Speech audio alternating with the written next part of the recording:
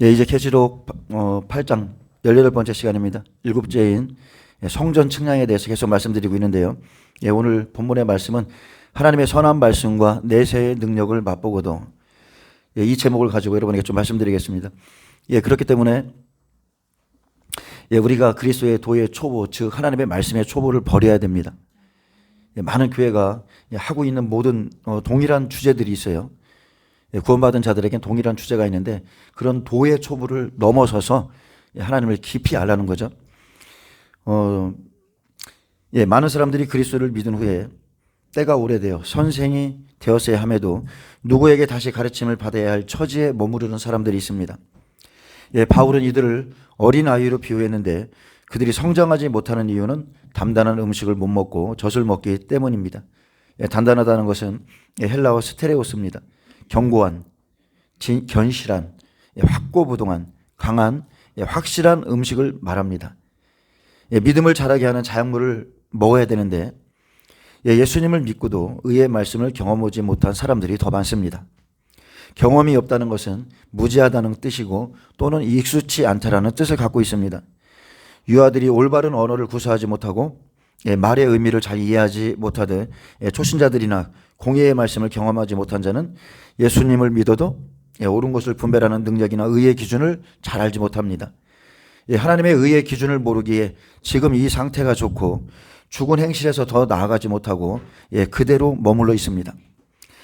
그리스도에 관한 온전한 진리는, 첫째는 하나님 앞에서 그리스도가 성도들의 의가 되시는 겁니다.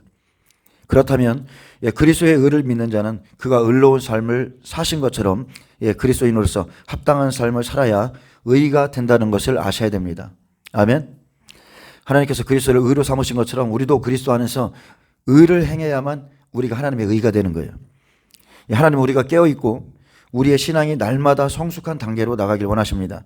아담과 하와가 죄에 빠졌을 때, 그때 처음으로 하나님의 의를 경험했습니다. 하나님께서 아담을 부르셨고 그를 강하게 책망하셨으며 뱀을 저주하시고 땅을 저주하는 것을 듣게 되었죠. 말씀에 대한 불순종의 대가로 그의 땅과 삶이 다 저주받았습니다. 그래서 하나님의 공의라는 것은요, 여러분, 두려운 겁니다. 공의는 두려운 거예요. 그 아담과 하와는 피 흘린 가죽 옷을 입은 후에야, 즉 공의와 심판의 하나님을 알게 된 후에야 지각을 사용해서 선악을 분별하는 자가 됐습니다. 이 사람이 선악을 아는 일에 우리 중 하나같이 되었다. 그리스도의 도부의 초를 벗어버렸다. 뱀의 달콤한 미혹, 선악을 가르쳐주는 혀의 미혹에 빠졌을 때 아담과 하와는 하나님 앞에서 자기가 죽게 되었음을 알았습니다. 그렇다면 다시 살리심을 받은 그들의 삶의 지각을 어떻게 사용하겠습니까? 내가 죽었다가 살아났는데 이제 어떤 지각을 사용해서 살아가겠어요? 지각은 판단하고 인식하는 기간을 말합니다. 선악을 분별하기 위해서 첫째, 하나님께서 주신 진리의 말씀을 기준으로 뱀이 언제 이 동산에 들어왔으며 어디로 들어왔으며 어떻게 들어왔고 어떻게 말했으며 하나님의 말씀을 가지고 어떤 방식으로 미혹했는지, 그의 태도, 그의 느낌, 그의 눈빛, 말의 기운 혼잡하게 섞어서 전한 것이 무엇인지 생각하지 않겠습니까? 지각을 사용한다는 것은 도덕적 분별력을 넘어 영적인 분별 기능을 뜻합니다. 사용한다는 것은 헬라어 헥시스입니다. 즉 연습과 반복적인 습관을 통해서 또 연단을 받아서 생깁니다.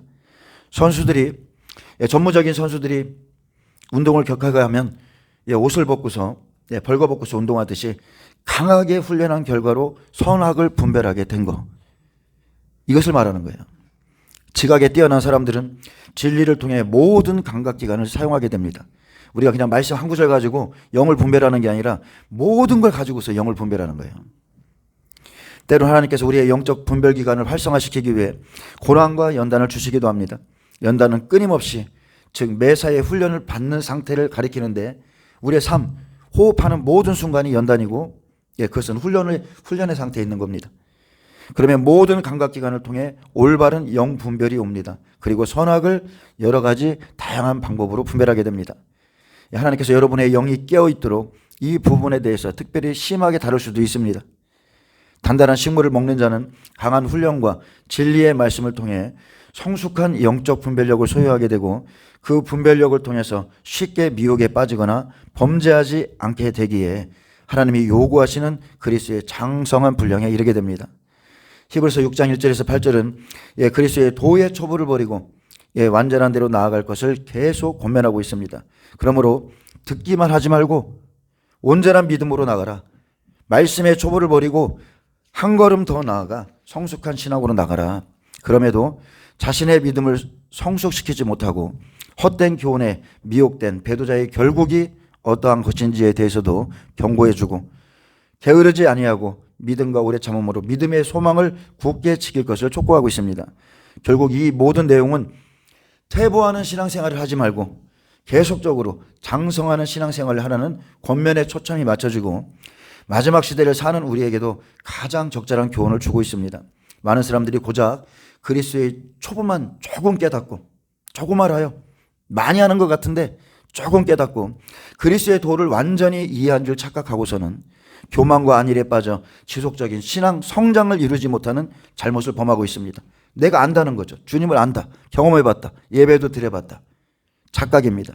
그러므로 우리는 스스로에게 속지 말고 내 신앙생활의 핵심을 살피고 각 사람이 동일한 부지런함을 나타내어 끝까지 소망의 풍성함에 이르러야 됩니다. 아멘. 오늘 이상하게 왜 이렇게 마음이 아픈지 몰라요. 하나님이 아픈 마음을 주셨어요.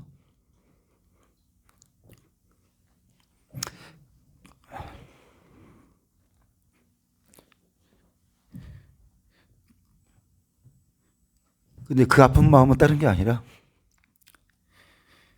저들이 자기들이 무슨 짓을 하는지 모른다는 거예요. 아버지 저들을 사하여 주옵소서. 자기들이 하는 것을 알지 못함이니이다. 수많은 말씀을 주어도 조금도 변함이 없는 사람들, 자기 영혼의 죄를 짓고 있는 사람들, 하나님께서 지금 너무나 놀라운 은혜의 기회를 주고 있어도 도무지 듣지를 못하고 깨닫지를 못하고 왜 이렇게 아픈지 모르겠어요. 근데 그 사람들이 잘못이 아니라 깨닫지 못하는 거. 그냥 깨닫지를 못해. 저와 여러분은 은혜 안에 있는 거예요. 우리가 깨닫고 하나님을 쫓아가는 것은 정말로 은혜 아래 있는 거예요. 근데 다른 사람들은 깨닫지를 못해. 깨닫지를 못해서 자기들이 지금 어디로 가는지, 무엇을 하는지 왜 이렇게 아픈지 모르겠어요.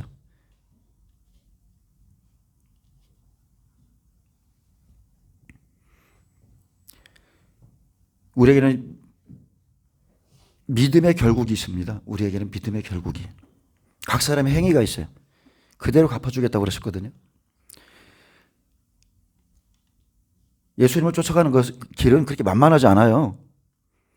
절대로 만만하지 않습니다. 내가 스스로 죽어지지 않으면, 자기 죄를 씻지 않으면 절대 예수님은 그 길 못 가요. 히브리서 6장 1절 보겠습니다.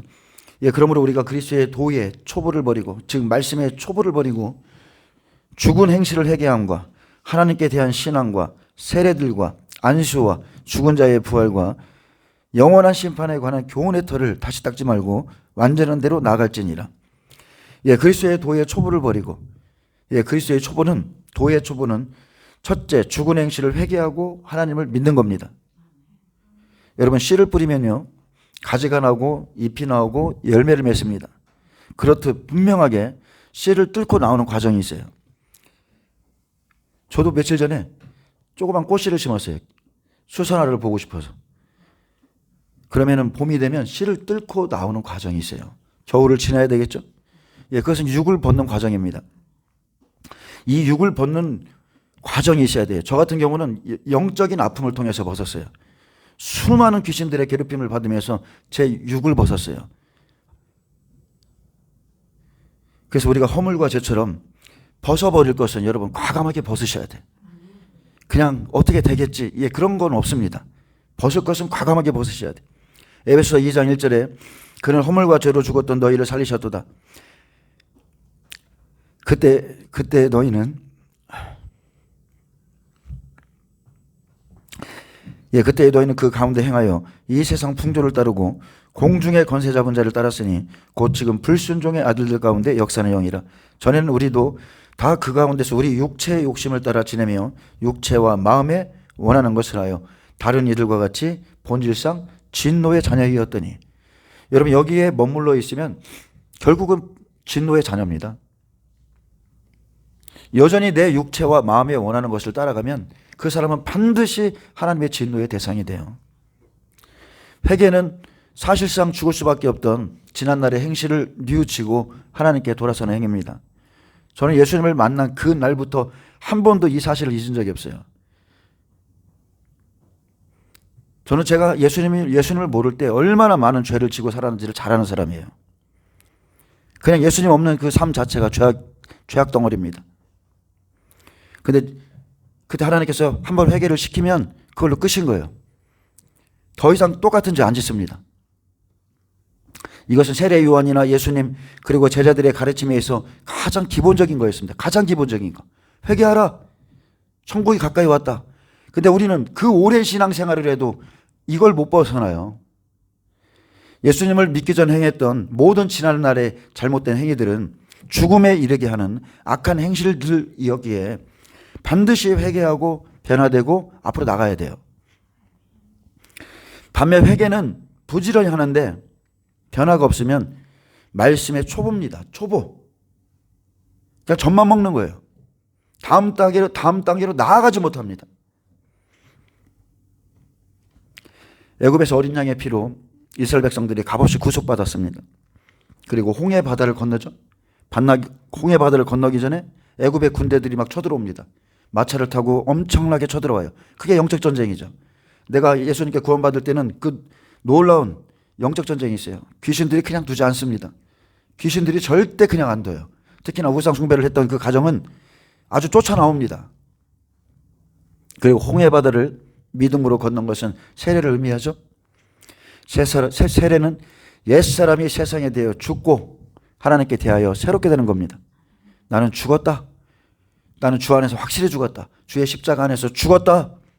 하나님께 대한 신앙을 가지고 건너지만 여전히 말씀의 초보에 머물러 있으면 안 됩니다. 세례는 죄 씻음을 받는 표징이지만 세례들에 대한 교훈은 여러분 기독교 신앙의 그냥 초보적인 도에 불과해요. 여러분 세례를 우리가 겉으로 보여지는 세례를 받고 안 받고 이거 구원과 무슨 상관이 있어요? 세례를 주라 했지만 그것이 구원의 전적인 모든 것입니까? 아니에요. 세례도 성령 세례가 진짜예요. 안수는 성령과 성령의 은사를 받기 위해 또는 축복이나 능력, 권위를 전한다는 의미를 지닙니다. 안수는 사도행전에서 새로운 개종자들이 들어오거나 아니면 전도 사역자들에게 성령을 받기 위해서 기름 부어주고 그것 때문에 종종 행해졌습니다. 하지만 이 같은 안수에 관한 교훈도 여러분 그리스도의 교훈의 초보입니다. 초보예요. 이것도 초보예요. 그냥 초보에 불과합니다. 또한 물세례나 성령 세례를 받아도 삶의 변화가 없는 신앙은 완전 초보입니다. 세례를 받아도 물과 성령으로 거듭나지 못하거나 부활을 믿지 않는 자도 있습니다. 물세례 주면 먹을 거야. 부활도 안 믿어.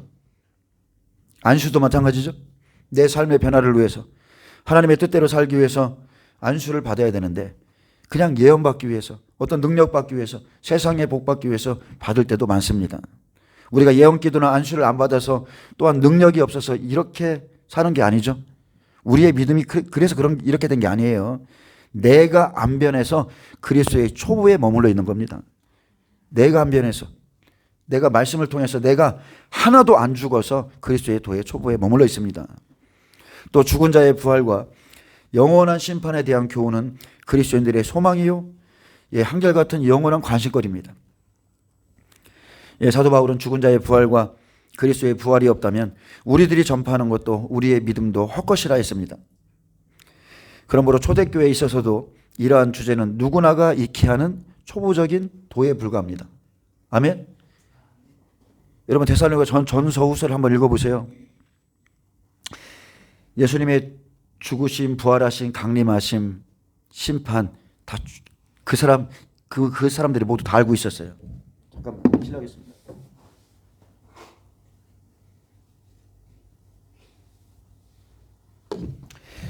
근데 이것도 초보입니다.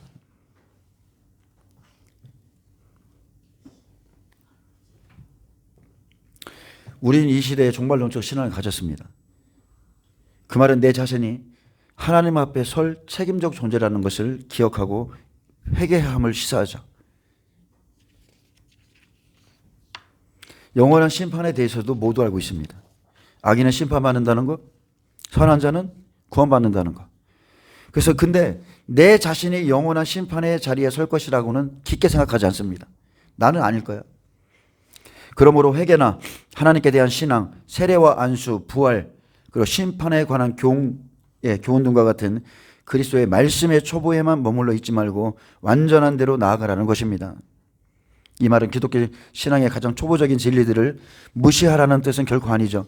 우리가 구원을 이루는 기본적 진리들에 대한 지식을 확고히 하는 것은 무엇보다 중요합니다. 여러분, 성경에 기둥이 있어야 돼요. 우리 안에 말씀의 기둥이 있어야 돼요. 이것을 배우는 것은 엄청 중요합니다. 근데 기초가 충실히 다져졌을 때는 다시금 기초를 놓을 필요 없어요. 이해되시죠? 그 기초 위에 온전한 신앙의 집을 지어야 되는 거예요. 그래서 반석의 집이냐 모래 위에 지은 집이냐, 여러분 그 결국이 있어요. 이 말은 깨달아 알 뿐 아니라 그 지식을 쫓아 실천할 줄 아는 성숙된 그리스도인의 자세를 의미합니다. 만약 한결같이 어린아이의 상태에만 머물러 있는 자라면 그의 신앙은 비정상적인 것이라 할 수 있습니다. 분명히 비정상적인 거죠. 아무리 말씀을 들어도 안 자라. 변화가 없어. 그의 신앙은 뭔가 잘못됐어요. 그러므로 매일 현재 자신의 신앙 발육 상태가 어떠한지를 관찰하고 성장에 필요한 각종 영양소를 공급하는 노력을 아끼지 않음으로써 하나님 보시기에 아름다운 열매를 맺어야 됩니다.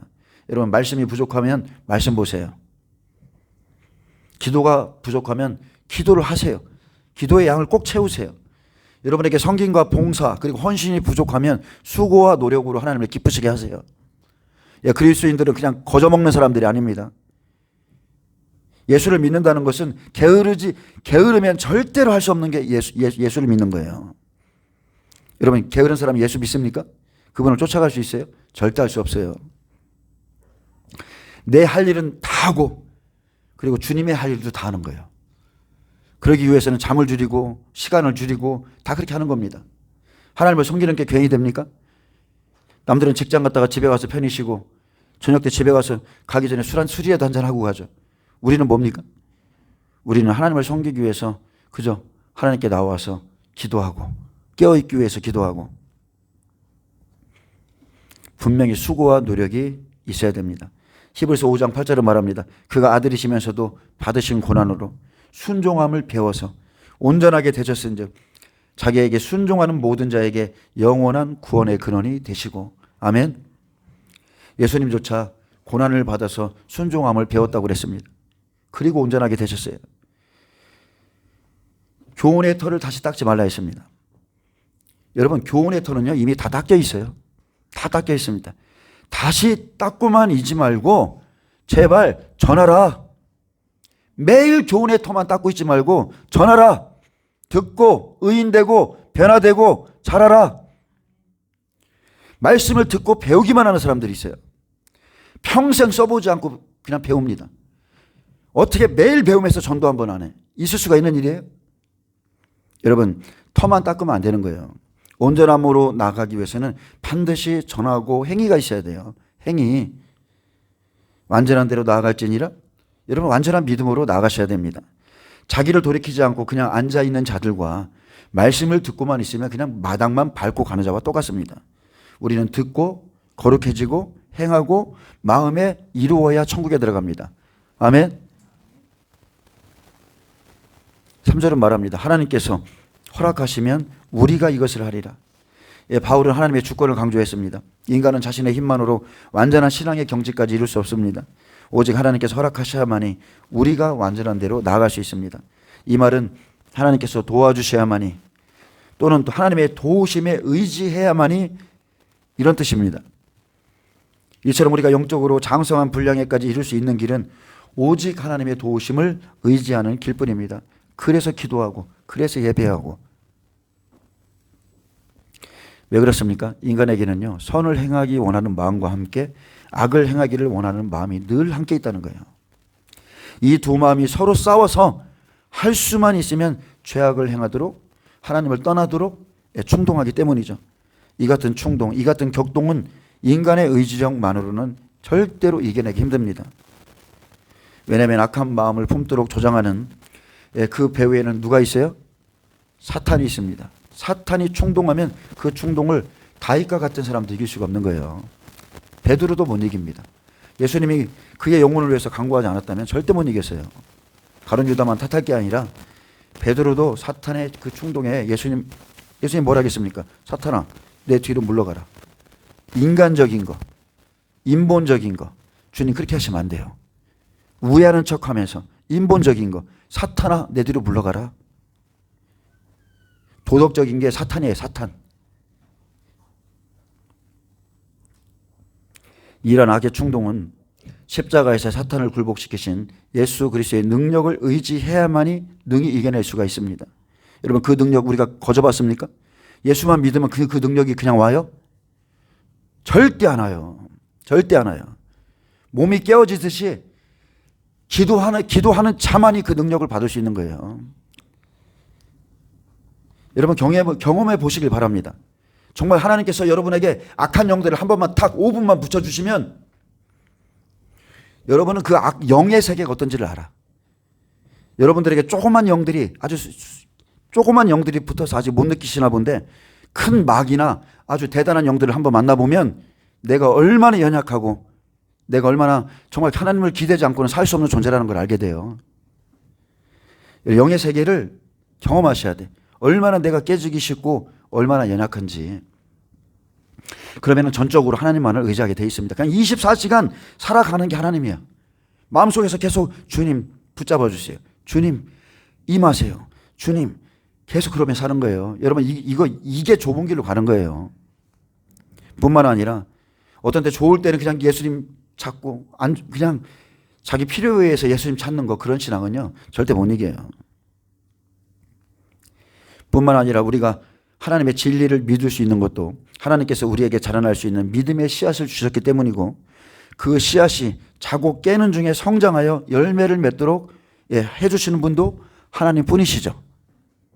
다 하나님이 하는 겁니다. 다 하나님. 우리의 구원도, 열매 맺게 하는 것도. 근데 우리가 하나님을 의지하지 않으면 어떻게 그게 가능합니까? 그러므로 신앙엔 우리의 노력도, 우리의 중심도 가미해야 되지만, 나의 신앙이 온전한 데까지 이룰 수 있게 되는 것은 어디까지나 배후에서 도우시는 하나님의 사역 때문이라는 점을 잊지 마시고 항상 겸손한 마음으로 여러분 신앙생활을 해야 됩니다. 아멘. 이제 4절에서 8절의 말씀을 통해서 자신의 믿음을 성숙시키지 못하고 헛된 교훈에 미혹된 배도자들의 결말에 대해서 경고합니다. 다시금 회개케 할 수 없는 자가 있다는 거예요. 주님이 오시기 전에, 심판 전에 다시금 회개케 할 수 없는 자가 있다. 즉 죄사함을 받을 수 없는 자가 어떤 자인가? 한번 빛을 받고 하늘의 은사를 맛보고 성령에 참여한 바 되고 하나님의 선한 말씀과 내세의 능력을 맛보고도 타락한 자들, 이 사람들이에요. 여기에 우리도 포함될 수 있습니다. 왜냐하면 이들은 하나님의 아들을 다시 십자가에 못 박아 현저히 욕을 보인 자들이나 다름이 없기 때문입니다. 성경의 가르침대로라면 실제로 거듭난 사람, 이와 같은 영적 체험을 한 자는 결코 타락할 수가 없습니다. 실제로 깊이 주님을 만난 사람은 절대 타락할 수가 없어요. 그렇다면 이 사람들은 누구며 어떠한 자들인가? 그들은 교회 가운데 알곡과 함께 섞여 있는 가라지에 불과한 사람들입니다. 그 신자들이 분명합니다. 그들은 일시적으로 영적 체험을 합니다. 은혜 가운데 잠겨 사는 것처럼 각종 하나님의 은혜도 받기도 해요. 그러나 자신을 가장하죠.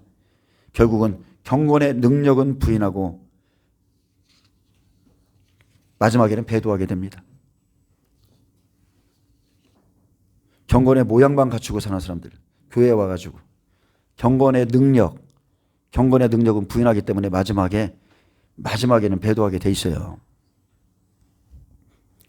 한번 빛을 받고, 자, 하나님의 말씀은 빛이죠. 예수님이 빛입니다. 복음은 세상의 빛이고 사람들의 생명의 빛입니다. 복음은 진리를 받은 자를 말하죠. 복음의 진리를 받은 자를 빛을 받았다고 하는 거예요. 여러분, 성경에서는, 구약에서는 다 사람들을 짐승으로 표기했어요. 다 짐승입니다. 노아의 방주에 들어간 그 짐승도 구약의 사람, 율법의 사람들을 짐승으로 표현하는 거예요. 근데 빛이 들어간 사람만을 사람이라고 하는 거예요. 생명의 빛, 말씀의 빛이 들어간 사람을 사람이라고 말합니다. 그래서 복음에 관한 가르침을 받아 그 뜻을 능히 알게 된 자들, 이 사람이 한번 빛을 받은 사람들이죠. 이해되시죠? 이해가 안 되시는 것 같은데. 예수님께 세상의 빛으로 이 땅에 오셨을 때 2000년 전에 그 사람들은 예수께서 생명의 빛인 줄 몰랐어요. 그 빛을 받아들인 사람들은 소수였죠. 그래서 제가 늘 말하지만 창세기 2장에 보면 여호와 하나님이 이르시되 사람이 혼자 사는 것이 좋지 아니하니 내가 그를 위하여 돕는 배필을 지으리라 하시니라. 자, 지금 하나님의 계획이 뭐예요? 돕는 배필. 아담의 돕는 배필. 아담은 오실 자의 모형 예수님이죠. 그래서 돕는 배필을 짓는다고 그랬어요. 자, 짓습니다. 여호와 하나님이 흙으로 각종 들 짐승과 공중의 각종 새를 지으시고 아담이 무엇이나 부르나 보시려고 그것들을 그에게 이끌어 가시니 아담이 각 생물을 부르는 것이 곧 그의 이름이 되었더라. 아멘. 여호와께서 아담의 배필로 짐승들을 지어줬는데 예수님, 아담은 오실 예수님의 예표죠. 그 이름을 다 지어줬어요. 근데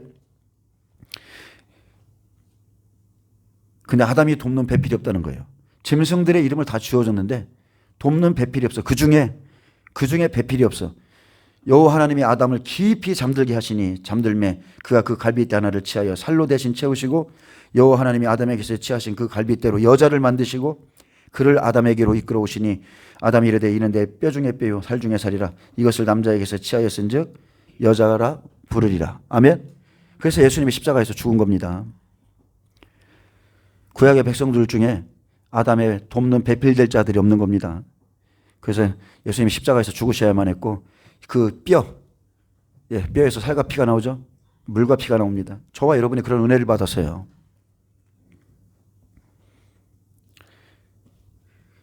마찬가지로 저와 여러분이 아담의 돕는 배필이 돼야 돼요. 돕는 배필. 그냥 우리는 그리스도의 신부야. 그냥 우리는 그리스도의 신부야. 가만히 흰옷 입고 그냥 기도만 하고 이렇게 살아가면 그리스도의 신부. 천만의 말씀. 돕는 배필이 돼야 돼.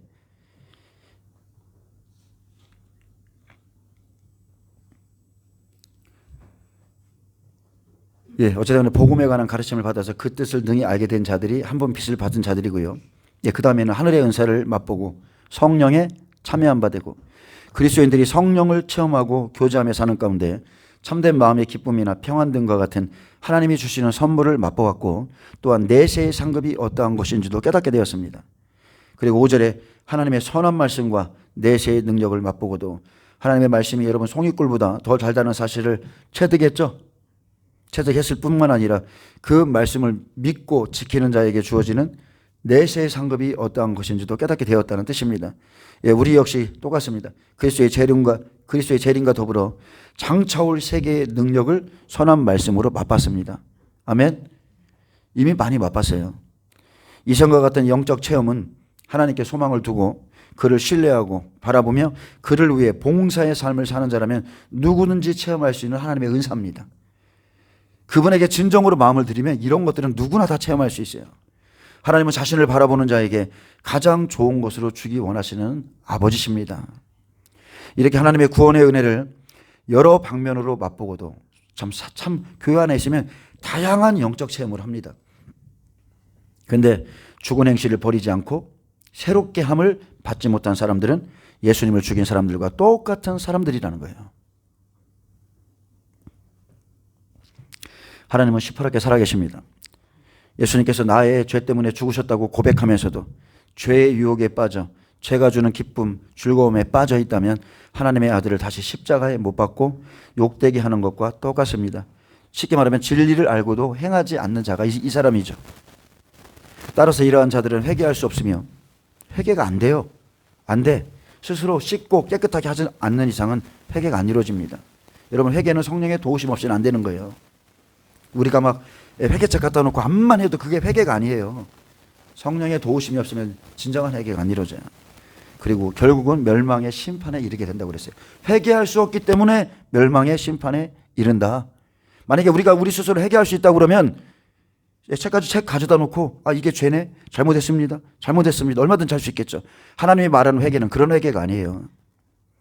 우리는 영적 각성을 촉구하도록 가라지에게 주신 이 심판의 말씀을 본보기로 삼아 믿음을 굳게 잡고 영생을 취해 나가야 됩니다. 6절에 타락한 자들은, 타락이라는 뜻은요, 옆으로 떨어지다는 뜻입니다. 변절하다. 그래서 타락한 자들은 다시 새롭게 하여 회개하게 할 수 없나니 이는 그들이 하나님의 아들을 다시 십자가에 못 박아 드러내놓고 욕되게 함이라. 타락한 자들은 복음을 듣습니다. 복음을 듣고도 여전히 마음으로 다른 신을 쫓는 자들이죠. 하나님보다 세상을 더 사랑합니다. 하나님 앞에 시간 드릴 거 없어. 근데 세상에 그 누구에게도 시간은 다 줄 수 있어. 쾌락 사랑이를 하나님보다 더 사랑하고 부모나 자녀, 재물 사랑이를 하나님보다 더 사랑하기에 예수를 온전히 따르지 못해. 따르긴 따르는데 온전히 따르질 못해요. 이들은 의의 말씀을 제대로 경험한 적이 없어 그리스도의 초보에 머물러 있고 성령이 주시는 말씀을 회방하거나 불순종하거나 변절하고 타락한 자들입니다. 사후절의 사람들은 죄를 모르고 짓는 것이 아니죠. 죄를 알고도 죄 짓는 것을 반복하는 사람들입니다. 한번 빚을 받고 하늘의 은사를 맛보고 성령에 참여한 바 되고 하나님의 말씀과 내시의 선한 말씀을 능력을 맛보고도 타락한 자들, 옆으로 떨어진 자들은요,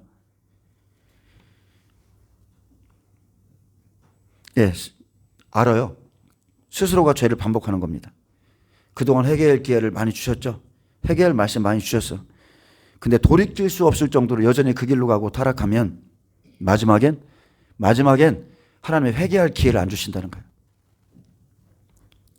회개할 마음을 안 주기 때문에 그래서 회개할 수 없어서 구원을 잃어버릴 수 있음을 경고하고 있는 겁니다. 여러분 생각해 보세요. 골고다에서 예수님을 십자가에 못 박던 자들과 똑같은 사람들이 이런 사람이에요. 회개할 수가 없어요. 회개할 수가. 보기는 보고 듣긴 듣고 근데 깨닫지도 못해. 더 갈수록 예수를 믿고 강박해지는 거예요. 계속 강박해집니다. 그래서 예수님이 십자가에 달리신 것을 보고 그 고난을 보면서도 십자가에서 내려올지어다. 하나님의 뜻이면 네가 하나님의 아들이면 한번 내려와 봐. 그럼 우리가 믿어줄게. 똑같은 마음을 가지고 지금도 교회 생활합니다. 마지막에 심판이 있다고? 한번 보여줘봐. 여러분 똑같은 거예요. 이 상태로 가면 마지막에 회개할 기회가 없습니다. 다시 십자가에 못 박았다는 뜻은 새로이 십자가에 달다는 뜻이에요. 원문에 보면 새로이 십자가에 달다. 너희가 너희 죄 때문에 예수님을 지금도 새로이 십자가에 단다. 그 뜻입니다. 구원에 필요한 모든 증거 줬습니다. 은혜를 다 줬어요. 그런데도 타락한 자들은 예수님을 다시 십자가에 달다라는 뜻이에요. 십자가에 못 박는 자죠. 그래서 은혜를 모르는 배은망덕한 자가 마지막에 심판받습니다. 7절에 보면 땅이 그 위에 자주 내리는 비를 흡수하여 밭가는 자들이 쓰기 합당한 채소를 내면 하나님께 복을 받고, 여기서 땅은 성도들을 의미하죠. 예수님이 말씀하신 대로 심령의 땅입니다. 마태복음 13장 18절에 보면 땅은 그리스도인의 심령을 말합니다. 네 가지 땅, 네 가지 부류의 사람들이 있다. 여기서 비는 또한 말씀이죠. 씨 뿌리는 비유는 천국 말씀을 듣고 깨닫는 자와 깨닫지 못하는 자의 결말에 대해서 말씀한 겁니다. 여러분 이것을 확실히 이해하시나요? 예수님께서 이 땅에 오셔서 자기 백성에게 말씀을 전하고 있는데 씨를 뿌리고 있어요. 천국의 씨를 뿌리고 있는데 여전히 길가밭이야. 말씀이 떨어져서 들어가진 않아요. 마귀가 와서 즉시 채먹습니다. 말씀이 도대체 내 안에 남아있는 게 없어요. 그 다음에 돌짝밭이죠. 길가밭. 그 다음에 돌짝밭입니다. 흙보다 돌이 너무 많아 내 속에. 말씀의 뿌리가 내릴 수가 없어. 조금 내리려고 하면 다 죽습니다. 그 다음에는 세상의 염려, 재리의 유혹, 근심, 걱정. 그래서 하나님의 말씀이 기운이 막혀서 성장하지 못하고, 그래서 가시떨기밭입니다. 하나님의 말씀이 다 그냥 죽어버려요. 그 안에서. 그런데 좋은 땅, 옥토는 딱 하나죠. 오직 거기에서만 30배, 60배, 100배의 사람들이 나온다고 그랬어요. 그게 알곡입니다. 그 땅만 구원받아요. 그 땅만. 4가지 땅 중에. 자, 그 후에, 그래서 우리가 깨닫는 게 중요한 겁니다. 깨닫는 자와 깨닫지 못하는 자의 결말은 완전히 다릅니다. 그 후에 자주 내리는 비. 비는 하나님의 말씀입니다. 이사야 44장 3절에 보면 나는 목마른 자에게 물을 주며 마른 땅에 시내가 흐르게 하며 나의 영을 내 자손에게 나의 복을 내 후손에게 부어주리니. 아멘. 하나님은 목마른 자에게 물을 주시는 분이죠. 예수님은 생수의 근원이라 하겠습니다. 이사야 55장 10절에 이는 비와 눈이 하늘로부터 내려서 그리로 돌아가지 아니하고 땅을 적셔서 소출이 나게 하며 싹이 나게 하며 파종하는 자에게는 종자를 주며 먹는 자에게는 양식을 준과 같이 내 입에서 나가는 말도 이와 같이 헛되이 내게로 되돌아오지 아니하고 나의 기뻐하는 뜻을 이루며 내가 보낸 일에 형통함이니라. 아멘. 하나님은 하늘에 계시죠. 하늘에서 우리에게 비와 눈을 내려주셔서 땅을 적십니다. 소출이 나게 하죠. 똑같습니다. 파종하는 자에게는 종자를 줘요. 주의 종들이 하나님의 말씀을 받기 원하면 주의 종들에게는 계시의 영이 임합니다. 하나님의 말씀이 내려와요. 파종할 수 있도록. 그리고 먹는 자에게는 양식을 주죠. 내 입에서 나가는 말도 이와 같다고 그랬어요. 이건 다 비유입니다. 내 입에서 나가는 말이 이와 같다. 헛되이 내게로 되돌아오지 않는다. 제대로 그 말씀이 그 땅에 심겨졌다면, 그 사람들이 들었다면 절대로 내게로 돌아오지 않는다. 신명기 32장은 말합니다. 하늘이여 귀를 기울이라. 내가 말하리라. 땅은 내 입의 말을 들을지어다. 내 교훈은 비처럼 내리고 내 말은 이슬처럼 맺히나니 연한 풀 위에 가는 비 같고 채소 위에 단비 같도다. 그리스도인들이요 하나님의 말씀을 어떻게 받느냐에 따라 열매를 내고 그 결과 복과 저주가 있음을 말합니다. 땅은 그리스도인들을 비유한 것이고 하늘은 지금 이 말을 누가 전하고 있어요? 하나님의 종 모세가 전하고 있죠. 하늘은 하나님의 말씀을 듣고 그 말씀을 전해야 될 종을 하늘이라고 그런 겁니다. 대언해 주는 거예요. 하늘의 말씀을 대언해 주는 거예요. 그리고 그 주제는 뭐예요? 비입니다. 비. 선인에게 악인에게 비를 내려주시는 그 하나님의 은혜의 비. 하나님께서 주시는 은사와 하나님의 은혜의 말씀과 성령의 감동과 감화 등을 비유한 것이죠. 그래서 본절의 말씀은 이사야 5장의 포도원의 노래와도 같습니다. 예루살렘 주민과 유다 사람들아 구하노니 나와 내 포도원 사이에서 판단하라. 내가 내 포도원을 위하여 행한 것 외에 무엇을 더할 것이 있으랴. 내가 좋은 포도 맺기를 바랐거늘 들포도를 맺으면 어찌 됨인고 이제 내가 내 포도원에 어떻게 행할지를 너희에게 이르리라. 내가 그 울타리를 걷어 먹힘을 당하게 하며 그 담을 헐어 짓밟히게 할 것이요. 자, 여기에 보면 우리가 지금 쓰고 있는 개역개정에는 가르라는 단어가 이 땅 앞에 빠져 있습니다. 즉 왜냐하면이라는 뜻이 있어요. 왜냐하면은 타락한 자들이 새롭게 될 수 없는 이유가 본절과 다음 절에 언급한 내용의 근거이기 때문에 왜냐하면을 썼어요.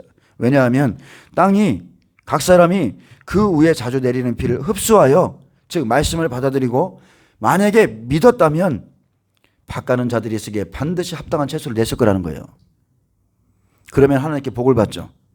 여러분 열매라는 것은요 하나님의 말씀을 들어야만 맺히는 거예요. 근데 제대로 안 듣기 때문에 말씀을 듣긴 들어도 안 받아들여요. 신겨진 게 없어. 그래서 열매라는 게 나올 수가 없습니다. 밭가는 자들은 누굽니까? 밭가는 자들은 성도들과 직접적으로 관계가 있는 자들이죠. 가장 직접적으로 관계 있는 자들. 이들은 성도의 행위에 직접적이든 간접적이든 가장 영향을 주는 자가 밭가는 자들이에요. 이 사람들은 하나님의 종들입니다. 가장 짙게는 담임 목사며 그 교회의 사역자들이고 지금 말씀을 듣고 있는 하나님의 종들이 밭가는 자들이죠. 밭가는 것은 소의 사명입니다. 하나님은 농부시고 그죠? 밭가는 자는 소의 사명이에요. 밭가는 자들이 할 일은 뭡니까? 밭가는 자들이 할 일. 땅을 잘 가는 거예요. 땅을 잘 가는 게 사명이에요.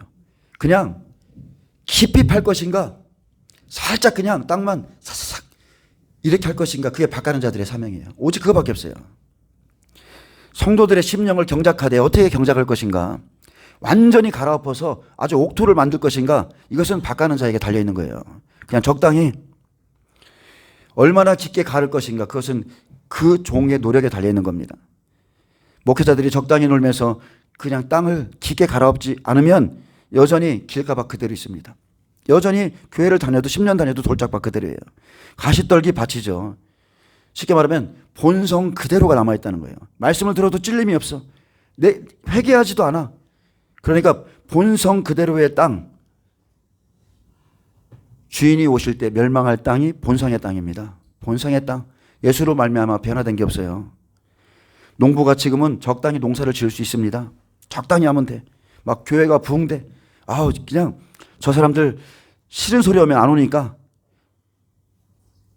채찍을 휘두르면 그 사람들 다 나가니까 적당히 농사를 짓습니다. 근데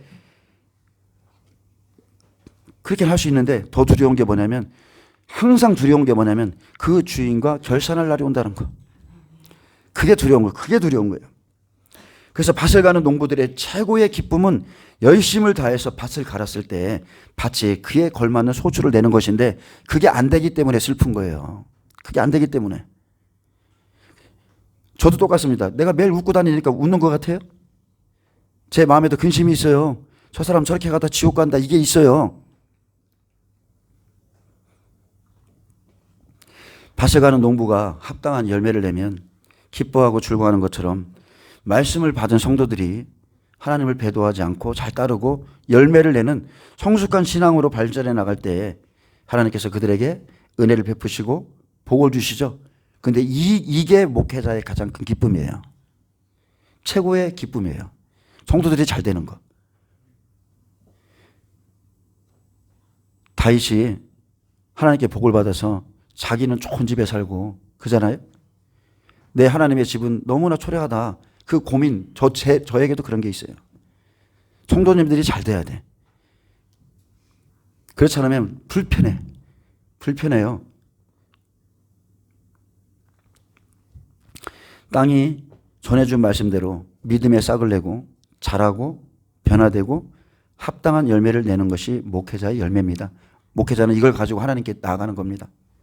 그러므로 땅이 그 후에 자주 내리는 비를 흡수하여 밭가는 자들이 쓰기에 합당한 채소를 낸다는 것은, 한 번 빚을 받고 하늘의 은사를 맛보고 성령에 참여한 바 되고 하나님의 선한 말씀과 내세의 능력을 맛본 성도가 그에 합당한 열매를 낸 것이에요. 아멘. 그러면은 밭가는 자들은 하나님께 칭찬받습니다. 첫째는 하나님을 기쁘시게 하며, 다음으로는 사람들에게 유익이 되는 신앙의 열매를 맺는 것을 의미합니다. 그러나 비를 흡수한 땅이 가시와 엉겅퀴를 낸다는 것은 여전히 듣긴 듣는데 말씀의 초부에 머물러 있는 자들이죠. 하나님을 믿노라 말하면서 정작은 실상은 하나님을 노엽게 하고 육신의 열매를 갈수록 더 많이 맺는 자들이에요. 육신의 열매 맺습니다. 하나님을 떠나면 여러분, 육신의 열매는 원래 자동적으로 맺힙니다. 하나님의 은혜에 붙들림을 받고 가야 되는데, 하나님을 멀리하면 할수록 육신의 열매는 그냥 내가 맺지 말라 해도 그냥 맺혀요. 밭가는 자들이 씨 뿌린 대로 열매를 맺지 못하고 배도하거나 미혹에 빠지거나 자기 길로 가면 가시와 엉겅퀴를 내고 버림받습니다. 그래서 8절에 만약 가시와 엉겅퀴를 내면 버림을 당하고 저주함에 가까워 그 마지막은 불사름이 되리라. 이들은 앞절에 하나님께 복을 받은 자들과 대조적으로 저주를 받은 자들이죠. 자주 내리는 은혜의 비를 똑같이 받았습니다. 똑같이 받고도 전혀 판이한 열매를 맺는 성도들에겐 하나님의 보응 역시 다르다는 것을 지금 보여줍니다.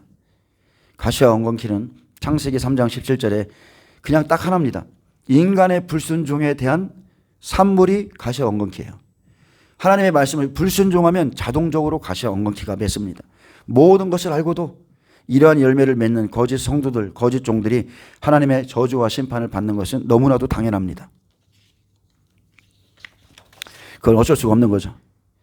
하나님께서 성장할 수 있도록, 또는 죄에서 돌이킬 말씀을 때를 따라 내려주셨어도 말씀으로 성장하지 못하면 그것의 결과는 버림당하고 저주함에 가까워 그 마지막은 불사람이 되는 겁니다. 그렇지만 신앙의 열매를 맺는 참된 성도들에게는 하나님의 풍성한 축복이 임하고요. 이러한 비유와 교훈은 우리 자신을 뒤돌아보게 해줍니다. 아멘. 이런 말씀을 받고서도 우리 자신을 안 돌아보게 되나요? 진짜 하나님을 두려워하고 경외하는 사람들은요, 이런 말씀 받으면 잠이 안 와요. 난 어떤가? 지금 내 가정의 모습은 어떤가? 내 자식은 과연 구원받을 수 있을까? 걱정 때문에 걱정이 생깁니다. 예, 우리 역시 하나님께서 내리시는 은혜의 비를 맛보면서 지금 열매를 맺어 나가는 사람들이에요. 그렇다면 우리가 키워나가고 있는 열매는 어떤 열매인가? 여러분, 분명히 둘 중 하나입니다. 뭐 중간이라는 게 없습니다. 성령의 열매든지 육신의 열매 둘 중에 하나예요. 제가 여러분에게 이제 하나님의 말씀을 읽어드릴 건데 여러분은 지금 무슨 열매를 맺고 있는가 스스로 생각해 보시면 됩니다. 갈라디아서 5장 16절에서 24절까지는 육체의 일과 성령의 열매에 대해서 아주 명확하게 기록해 놨습니다. 우리가 맺고 있는 열매가 만일 육신의 열매라면 우리는 앞으로 큰일입니다. 그러므로 말씀을 통해서 내가 육체의 소욕을 따르고 있다면 과감하게 벗어버리고 성령을 쫓아 사는 삶을 살아야 됩니다. 이것은 우리의 선택이에요. 내가 이르노니 너희는 성령을 따라 행하라. 그리하면 육체의 욕심을 이루지 아니하리라. 조건이죠. 성령을 따라 행하지 않으면 너희는 결국 육체의 욕심을 이룰 수밖에 없다는 뜻이에요. 육체의 소욕은 성령을 거스르고 성령은 육체를 거스르나니 이 둘이 서로 대적한다는 것은 이 둘이 서로 안에서 반대하는 반대. 나는 너 반대해. 네가 하는 모든 일을 반대해. 이 둘이 서로 대적함으로 너희가 원하는 것을 하지 못하게 하려 함이니라. 그러므로 여러분 반드시 성령 받고 성령을 따라 살아야 육체를 반대하는 겁니다. 육체를 반대하고 육체가 원하는 것을 하지 않습니다. 너희가 만일 성령의 인도하시는 바가 되면 율법 아래에 있지 아니하리라. 육체의 이름 분명하니. 자, 분명하죠? 명확해요. 곧 음행, 더러운 것과 호색과 우상 숭배와 주술과 원수 맺는 것과 분쟁과 시기와 분냄, 당짓는 것과 분열함과, 자, 분열하게 하는 사람들, 또 이단, 투기와 술 취하는 거, 방탕한 거, 또 그와 같은 것들이라. 전에 너희에게 경계한 것 같이 경계하노니 이런 일을 하는 자들은 하나님의 나라를 유업으로 받지 못할 것이요.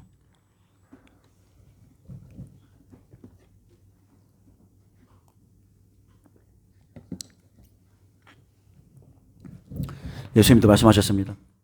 나를 위해서 울지 말라. 나를 위해서 울지 말라. 너와 내 자녀들을 위해서 울라. 저도 이걸 깨달았거든요. 이 육체의 열매를 맺는 자들이 하나님의 나라를 기업으로 받지 못한다는 것을 저는 처음 주님을 만날 때부터 알았어요. 절대로 천국에 못 들어간다는 걸 알았어요. 경계라는 것은 미리 말하다는 뜻이죠. 즉 예언하다, 예고하다, 앞서 말하다는 뜻인데 예수님이 뭘 하겠습니까? 예수님께 항상 하신 말이에요. 내가 너희에게 미리 말하였노라. 이게 경계입니다. 항상 우리에게 마지막 때, 특히나 마지막 때에 대한 경계의 말씀을 너무나 세심하게 주셨어요. 여기 기록된 육체의 일을 끊지 못하는 자는 하나님의 나라에 들어갈 수 없습니다. 이것은 제가 그냥 겁주는 게 아니라 하나님의 나라에 들어갈 수 없어요. 절대 없습니다. 근데 22절에 오직 성령의 열매는 사랑과 희락과 화평과 오래 참음과 자비와 양성과 충성과 온유와 절제니 이 같은 것을 금지할 법이 없느니라. 너무나 좋은 열매죠. 금지할 법이 없다고 그랬습니다. 그리스도 예수의 사람들은 육체와 함께 그 정욕과 탐심을 십자가에 못 박았느니라. 여러분, 이 사람들이 그리스도인입니다. 육체와 그 정욕까지, 탐심까지 십자가에 못 박은 사람이 그리스도의 사람이고요. 이 사람들은 육체의 열매를 아주 과감하게 잘라버립니다. 성령의 열매를 맺는 사람들, 그냥 성령 받았다 이게 아니라 성령의 열매를 맺어가는 사람들은 육체하고는 완전 반대예요. 그들의 삶은 똑같은 세상을 살아가고 똑같은 장소에 살아가는데 완전 극과 극이에요. 같이 갈 수도 없어. 같이 가면 갈수록 싸움밖에 안 일어나. 이해되시죠? 육체를 이끄는 것은 사탄이고 성령의 열매를 맺게 하는 것은 성령이시기 때문에 둘이 싸울 수밖에 없어요. 서로 항상 반대하고 서로 대적하는 겁니다. 갈라디아 4장 보면은 하갈과 사라를 통해서 육체의 열매와 성령의 열매를 보여주고 그 끝을 말하고 있습니다. 아브라함의 처 사라는 이삭을 얻는데 25년 걸렸습니다. 하나님의 약속 그 열매를 맺는데 25년 걸렸어요. 근데 육체 사례가 뭐라겠습니까? 자기 힘으로 하나님의 약속을 하나님이 우리에게 주신 그 약속이 안 이루어지는 거 보니까 야 우리가 하나님의 약속을 이루자. 우리의 힘으로 아브라함에게 들어가. 사라에게 들어가. 그래서 우리가 아들을 낳아서 하나님을 기쁘시게 하자. 이게 육체 열매입니다. 근데 들어가면 바로 열매 맺죠. 이게 육신이에요. 육신은 그냥 단 한 번만 해도 그냥 열매를 맺어요. 근데 영적인 열매는 엄청 오래 걸립니다. 그렇게 사라처럼 자신의 한 번의 그 잘못된 판단으로 육체의 열매를 잘못 맺고 후회하게 된 순간 어떻게 했습니까? 사라가 더 이상의 열매를 못 맺도록 바로 끌어내서 쫓으라고 그랬어요. 내가 실수했다. 하나님 내가 잘못했습니다. 아브라함에게 가서 쫓아내라.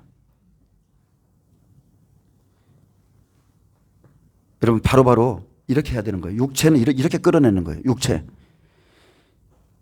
육체뿐 아니라 여러분 정도 십자가에 못 박는 겁니다. 정 때문에 다 무너지죠. 그리스도인들이. 정 때문에 다 끌려가요. 이삭을 업신여겼습니다. 이삭은 성령의 열매입니다. 성령의 열매를 업신여기고 괴롭히고 희롱하는 하갈과 이스마엘을 쫓아내듯 육체의 일은 아주 단호히 끊어내고 단호히 쫓아내야 돼요. 여러분 약속의 자녀는 오직 이삭입니다. 여러분 안에 이삭이 없으면 여러분 구원 못 받아요. 이삭만이 성령의 열매만이 하나님 나라를 유업으로 받습니다. 아멘. 내가 그냥 한 집에다가 아브라함의 자손이야.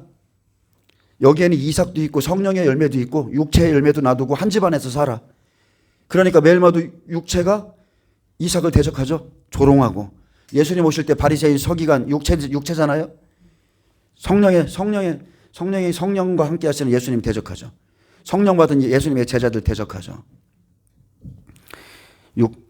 그래서 꼭 명심하세요. 이삭만이 예수님만이 하나님 나라를 유혹받습니다. 또한 육체를 따르는 자는 언제든지 성령을 따르는 자를 박해합니다. 보이지 않게 박해해요.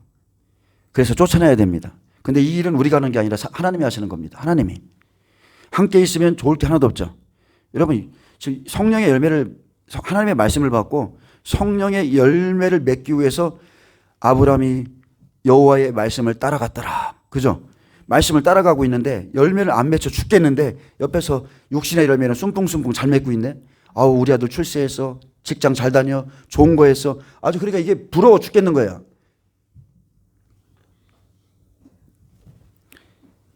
여러분 그런 거 부러워할 필요가 없는 겁니다. 육체의 열매는 금방이지만 영적인 열매는 오래 걸리는 거예요. 우리의 눈물의 기도도 마찬가지입니다. 오래 걸립니다. 함께 있으면 좋을 게 하나도 없어요. 육체는 영을 대적하기만 합니다. 하나님께서는 아브라함의 자녀일지라도 사라의 말을 들으라 했습니다. 사라의 말을 들으라. 하나님께서 사라의 말 그대로 육체의 열매를 쫓아냈습니다. 지금도 마찬가지입니다. 하나님의 집에서 한 번 빚을 받고 내세의 은사를 맛보고 아무리 큰 은혜를 받은 자라 할지라도 지금 육체가 되어서 육체의 소욕을 따르는 자, 성령을 거스르는 자, 우리가 지금 하나님의 말씀을 가지고 이쪽 길로 가고 있는데 대적해 하나님이 가차없이 쫓아냅니다. 분명 육체의 소욕은 성령을 거스르고 성령은 육체를 거스릅니다. 이 둘이 서로 대적함으로 그들이 원하는 것을 하지 못하게 함으로 영적으로는 함께 할 수 없어요. 근데 이건 우리가 하는 게 아니라 하나님이 다 작업합니다. 죄송하지만 그렇습니다. 알곡과 가라지는 비슷해 보여도 근본이 틀립니다. 육체의 사람과 성령의 사람이 함께 갈 수 없습니다. 마당만 밟는 사람들, 그리스도의 초보에 머문 사람들, 타락한 자들은 추수의 때 측량조차 하지 않습니다. 그렇게 말씀을 전하는 자나 말씀을 받는 자나 자기 자신을 깊이 돌아보고 회개할 것을 철저히 회개하고 오래 참음과 인내를 배워서 좋은 열매를 맺어야 됩니다. 자, 이제까지 바울 사도는요, 배도자들의 마지막에 대해서 엄숙한 경고를 했지만 반면 자신의 글을 지금 읽고 있는 수신자들은 하나님을 사랑하는 자들임을 믿고 이 편지를 했다는 거예요. 저도 이게 저의 기쁨입니다. 사실 제가 이런 말씀을 지금 한번 빚을 받고 너희들 그러다 지옥 가 큰일 나 이렇게 말하고 있지만 사실 이 메시지를 받는 사람들은 지옥 갈 자들은 받지도 않아요. 이해되시죠? 지옥 갈 자들은 제 설교를 듣지도 못해요. 지금 제 설교를 듣고 있는 분들은 하나님을 사랑하는 자들이라는 거. 그래서 히브리서 6장 9절에서 12절은 말합니다. 사랑하는 자들아, 우리가 이같이 말하나 너희에게는 이보다 더 좋은 것, 곧 구원에 속한 것이 있음을 확신하노라. 하나님은 불의하지 아니하사 너희 행위와 그의 이름을 위하여 나타낸 사랑으로 이미 성도를 섬긴 것과 이제도 섬기고 있는 것을 잊어버리지 아니하시느니라.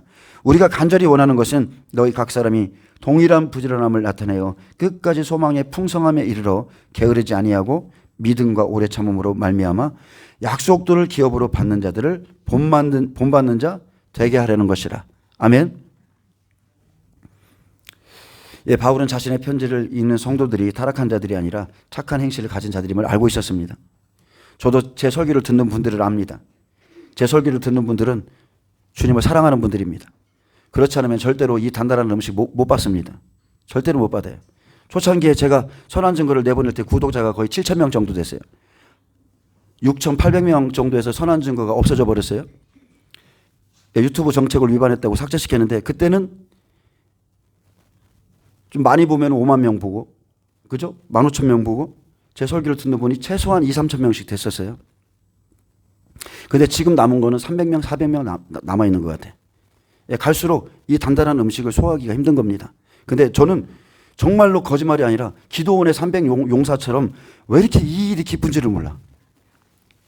정말로 그래요. 저는 개인적으로 제가 설교를 내보낼 때마다 제 채널의 특징은 사람이 나간다는 거예요. 이것도 은사야. 설교할 때마다 어떻게 사람이 이렇게 나가냐? 이런 일이 있을 수가 있냐? 근데 한편으로는 너무너무 감사한 거예요.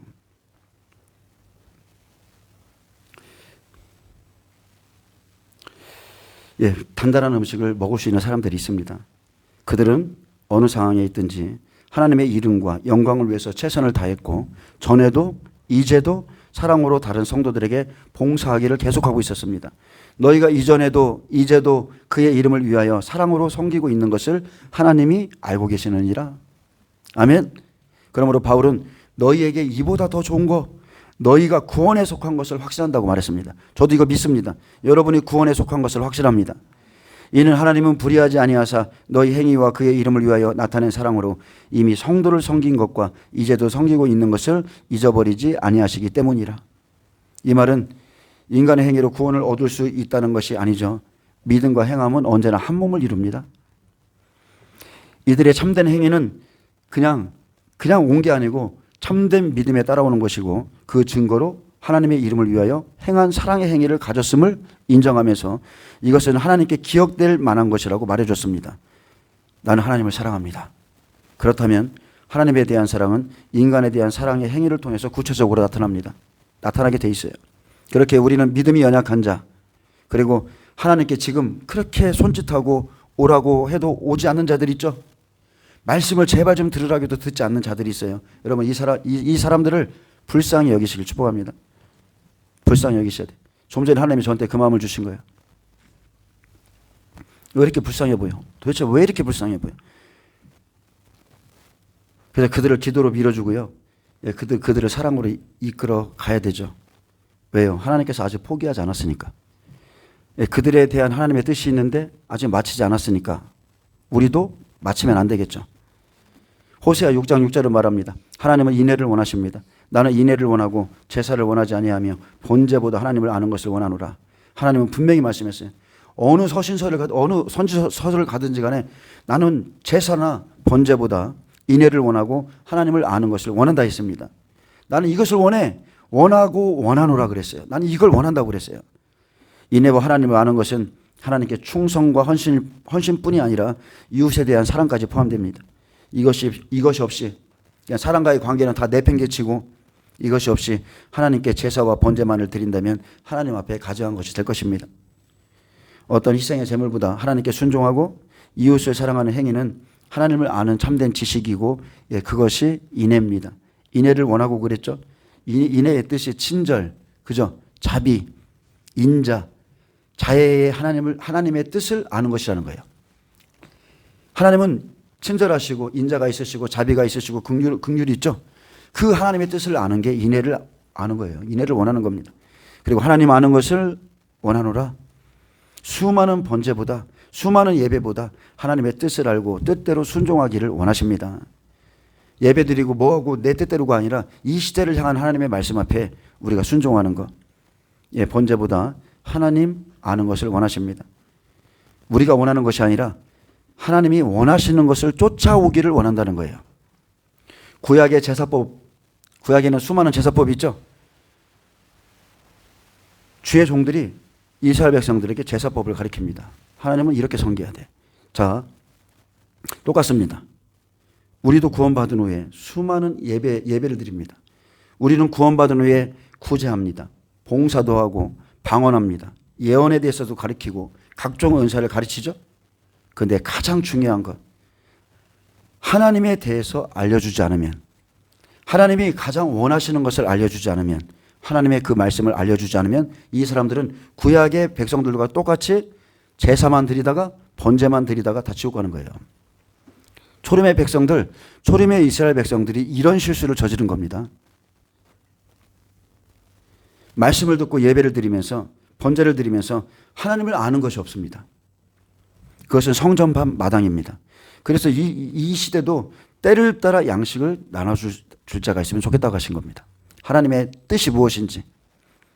뜰에는 피밖에 없고 말씀과 성령, 기도의 분향단이 없어서 좋은 열매를 맺을 수가 없습니다. 뜰에서는 좋은 열매 안 나옵니다. 하나님께서 사무엘에게 말씀하셨듯 순종이 제사보다 낫고 듣는 것이 순양의 기름보다 낫다 했습니다. 여러분, 순종, 그것이 제사보다 낫고요. 하나님의 말씀을 듣는 것이 순양의 기름보다 낫다고 그랬어요. 제사 드리고 예배 드리는 것보다 이게 훨씬 낫대요. 하나님은 하나님을 알고 순종하는 것을 가장 좋아합니다.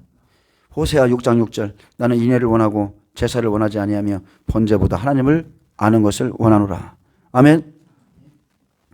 근데 다음 절이 무시무시하죠?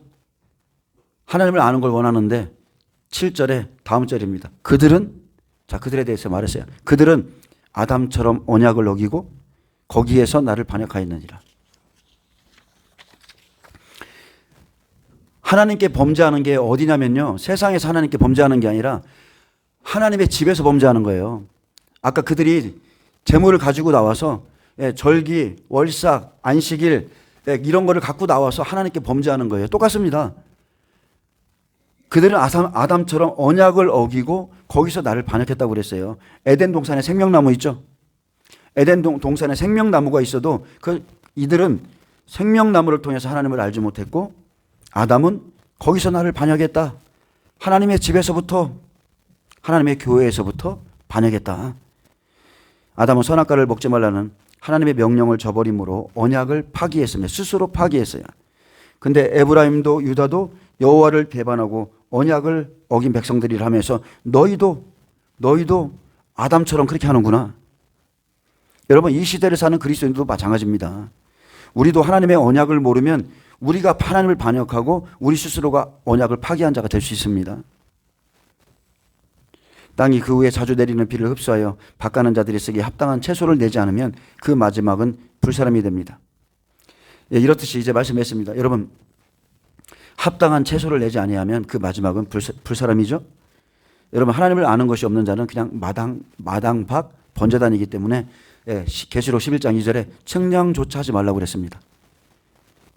사랑하는 자들아, 우리가 이같이 말하나 너희에게는 이보다 더 좋은 것, 곧 구원에 속한 것이 있음을 확신하노라.